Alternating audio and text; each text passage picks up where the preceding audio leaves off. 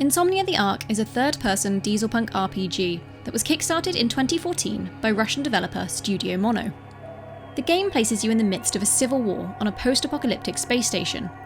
Your role is slightly unclear, as you jump from being a mercenary who's caught in the middle of everything to an amnesiac soldier that's woken up from some sort of cryosleep. The story is non-linear, and there's lots of choice for how you play the game. Ultimately, the fate of everyone on the space station depends on your choices. To start with the good points, the graphics are really polished. The world of Insomnia is interesting. There's a lot to explore and a wide variety of quests and missions that can be completed in different ways.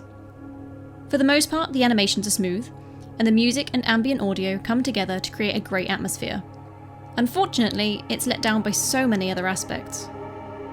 Camera movement and controls were the main problem for me.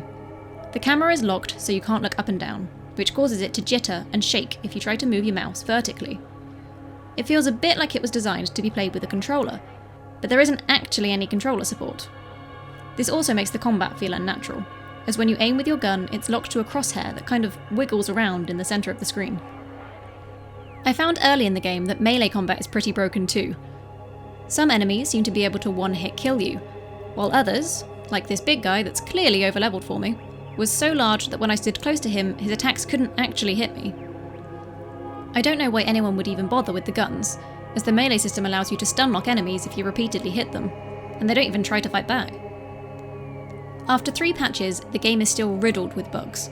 From untranslated inventory items to in-game audio playing so loudly over a cutscene, you can't hear what's going on.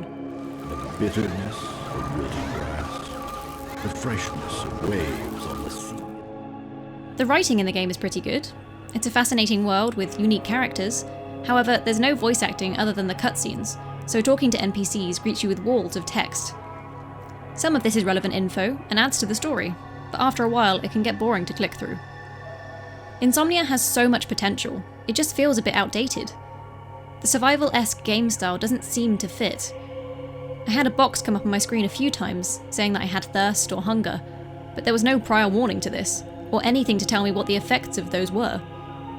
The game does show polish in its audio and visuals, and it has the foundations of becoming good, but as it stands, the gameplay and bugs let it down so much that playing it feels like a chore. Patches are being regularly added to the game, but for now, I can't recommend it.